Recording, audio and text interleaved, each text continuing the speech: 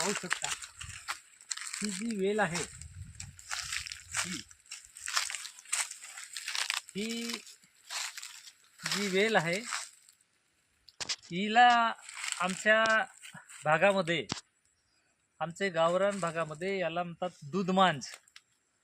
मित्रांनो, ह्या दूधमांजचा औषधी उपयोग, आमचे एक मित्र होते हकीम, ज्यांना सायनसचा जो त्रास आहे, नाकातून नेहमी सर्दी असते, त्यांची सर्दी जात नाही, त्याच्यासाठी त्यांनी आम्हाला सांगितलं होतं की हे दूधमांज आहे ना, ह्या याची साल न्यायची, ह्या दूधमांजची साल न्यायची आणि सालीला वारवून घ्यायचं, त्याचा नस तयार करायचा, नस भुकटी बनवायची आणि नस घ्यायचा नाकामध्ये असा.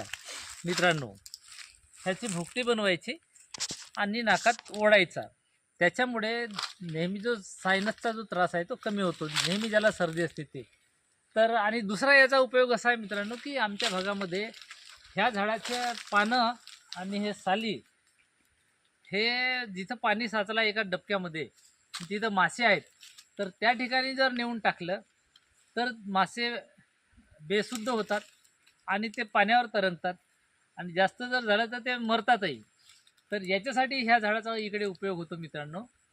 आपण दूधमांज ओळखायला एकदम सोपं आहे. वेलवर्गीय वनस्पती आहे आणि याचे हे पानं आहेत. हे पानं दोन्ही बाजूला सेम सारख्या प्रमाणात असतात, 2-2ची जोडी पानाची असते आणि हे परसाचे जसे पान असतात तसेच असतात, पण हे पातळ असतात एकदम. हे पानं पातळ असतात. ही पण दुर्मिळ झाड आहे आणि याचा उपयोग फक्त नस्यासाठी, जे सायनसचा जो त्रास आहे त्यासाठी करतात, आणि दुसरा उपयोग याला मासे मारण्यासाठी ह्या भागामध्ये उपयोग करतात.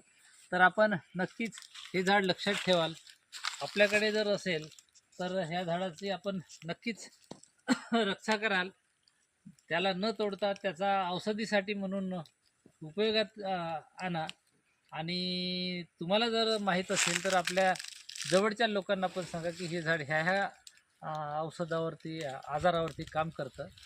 आणि अशा पद्धतीचं हे दुर्मिळ झाड आम्ही ह्या ठिकाणी आलो. आमच्यासोबत बबलू भाऊ कोरेटी आहेत, ते पण दाखवतील ते पानं कसं असतात. हो, दाखवा. तर यांनी आपल्या त्यांचा काही अनुभव आहे. तुम्ही असं किती वेळा माशांसाठी हे टाकले? असं नेहमी बरेच वेळा होते तसं. बरेच वेळा. तर हे टाकल्यानंतर मासे किती तासांनी अंदाजानं मरतात किंवा बेहोश होतात? 15-20 मिनिटामध्ये वर यायला. हो का? तर मित्रांनो, हे जर टाकून ठेवलं तर याचा 15-20 मिनिटात, कमी पाणी असेल तर 15-20 मिनिटामध्ये याचा असर लागतो. पाहून घ्या जवळून, हे पानं दाखवतात.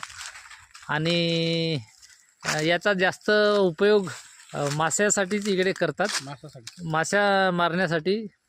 म्हणजे मच्छ्या जिथं कुठं डबके असतात नदी नाल्यामध्ये किंवा तळ्यामध्ये, छोटंसं थोडा पाणी असेल त्या पाण्यामध्ये नेऊन टाकणे डोबक्यामध्ये, म्हणजे ते आपोआप तिथं दुसऱ्या दिवशी गेला की मरून राहतात. तर अशा पद्धतीचं हे झाड आहे मित्रांनो. आजचा व्हिडिओ आपल्याला कसा वाटला, नक्कीच आपण ते व्हिडिओ पाहून लाईक कराल, दुसऱ्याला आपण शेअर करा, कमेंट करा आणि सबस्क्राईब करायला विसरू नका. आपल्यासाठी नवीन नवीन व्हिडिओ, आम्ही आपल्या जंगलामध्ये ज्या काही दुर्मिळ वनस्पती आहेत त्या कशावर चालतात, हे आम्ही या व्हिडिओच्या माध्यमातून तुम्हाला दररोज आम्ही नवीन नवीन औषधीची माहिती देतो. ते नक्की आपण पाहून लाईक करतात. मी आपणासुद्धा धन्यवाद मानतो. आणि आजचा व्हिडिओ हा कसा वाटला नक्कीच कमेंटच्या माध्यमातून आपण कळवाल. धन्यवाद.